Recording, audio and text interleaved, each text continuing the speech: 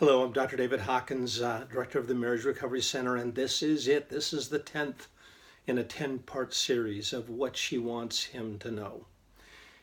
And on this particular video, and again, remember, these videos are for you who've been emotionally and narcissistically abused to share with the abuser if it's safe to do so, and only if it's safe to do so. So use good discretion. Does he want to change? Does he want to grow? If so, then you show him this video and you ask him to think about this. And this last video is about emotional connection comes by way of vulnerability. Now just think about that. Emotional connection comes by way of vulnerability. I'm talking now to you who has been narcissistically and emotionally abusive. You've been in control. You've been collected. You've been dominant. And because you've been dominant, somebody has been dominated. And because you've been in control, somebody has been controlled. That cannot lead to connection. It cannot. And at some level, you want emotional connection. Now, there's many that are going to say, no, you really don't want emotional connection. But we've all been wired for connection. We all, at some level, want to have connection.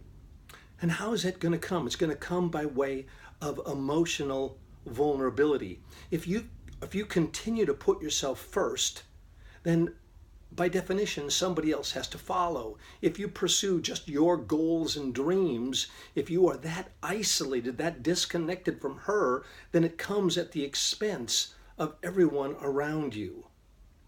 Vulnerability means exposing yourself, your soft underbelly. What I have found, and many will disagree with me here, but what I have found is when the relationship ultimately breaks down, and it will break down if you remain in control and dominant and controlling and abusive, it will break down and you will lose her. And when you lose her, that's when I receive phone calls, lots of phone calls. You don't want that. You don't want that. I mean, think about what you really want. If you want emotional connection, it comes by way of vulnerability. What does that mean? I had to think about that again in my own life. Vulnerability means that I share. What am I thinking? What am I feeling? I'm in touch with my feelings. I know what's going on inside of me, and I'm able to share that. That's what you've got to be able to do. You who have been narcissistically and emotionally abusive, you've got to learn the language of feelings. You've got to learn how to share what's going on inside of you. You've got to share that fear that you feel that leads to you being overly defensive and thin-skinned. You've got to be in touch with those emotions and learn how to love yourself and care for yourself well. Now, I know narcissism is all about self-love, and we're not talking about that excessive self-love. We're talking about a healthy self-caring. And when you care for yourself in a healthy way, you care for your mate in a healthy way. And you share with her what you're feeling and what you're thinking and even what you want. That's connection, interdependence. So this vulnerability, your world has been filled by death by 1,000 cuts. You know, you've killed her one insult, one criticism at a time. And by the way, you are killing her. You are killing her. She is physiologically impacted. She's wounded emotionally. The constant stress is debilitating to her. You give that up. You give up all that self-protection, that criticism, that excessive armor that you wear, and you take that armor off and you come into real contact with her. And now instead of death by 1,000 cuts, you've got love by 1,000 kisses. You've got connection by 1,000 feelings shared day after day, month after month. You've got this real, true connection. So take some time and think about, what do you really want? What is the outcome you really want? You want to be in control? Okay, be in control. You will lose the relationship. You will lose the relationship, guaranteed. You want to dominate? Then dominate. And she will be wounded. She will die emotionally. She will ultimately leave you. She can't help but do that.